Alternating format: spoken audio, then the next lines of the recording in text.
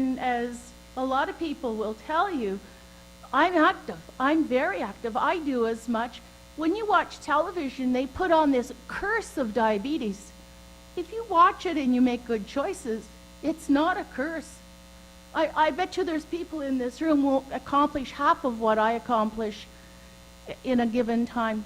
Down in Florida, there were a number of people in our condominium with diabetes, and they do half of what I do. So it's not a curse. You just have to manage it right.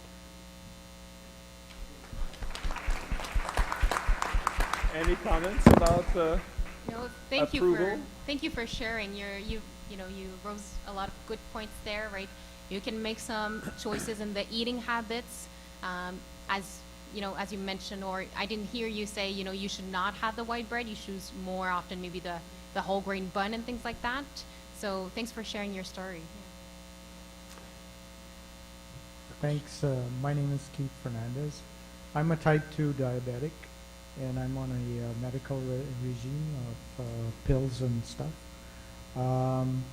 I'm curious. I exercise quite regularly. Should I be taking my meds before I exercise or after? Is there a difference? So that's a great question. And if you have a diabetes team, so it could be a diabetes nurse, diabetes educator that you work with, I would recommend you follow up with them if you're not sure, because different medications may require different timing. And so some people do adjust their oral medication for different routines, but generally you shouldn't need to. But like I said, so diabetes, living well with diabetes is a very individual, what's the word I'm looking for? It's a very, very individual plan. So I can't answer it yes or no. I am type 2 as well, have been for the last couple of years. I was ex-artillery. They don't usually ask me to raise my voice, but to lower it. Well, I am type 2. Found it a couple of years ago, and I'm on a pill, which I take. And I see my dog. I've moved here from the West Coast, foolishly. But on the West Coast, they said A1C, which is a 3-month measurement. And I've been pretty consistent on the A1C, around 7.1 or 7.2, which appears to be satisfactory. My doctor here says that's too high. I'd like to get it below 7. I've consulted with friends in the family who have medical backgrounds, and they say, oh no, 7.2 is fine. I'm around 7.2 on a regular basis, and I would like to get your opinion on what, do I fight with my doctor here, or do I go back out west, or both? Well, I think you should stay here. I think it's great that you're now here in Ottawa. That's a very good question. The A1C is it's the average of your blood sugars in the past 3 months that we see in the blood work that you do.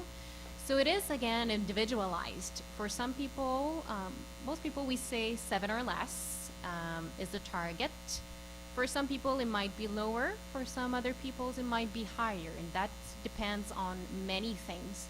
So for you today, unless you might have an answer for that, but I don't think we would be able to tell you exactly what your specific target would be. Would you have to add something to that?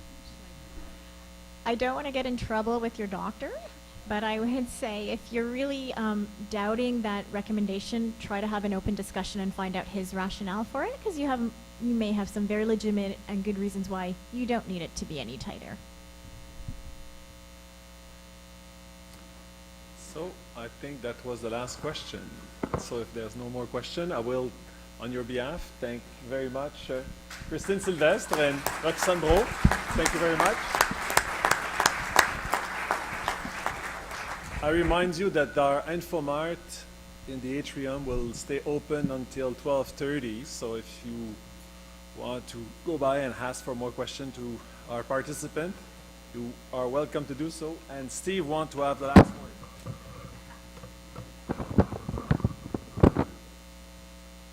Merci, Daniel.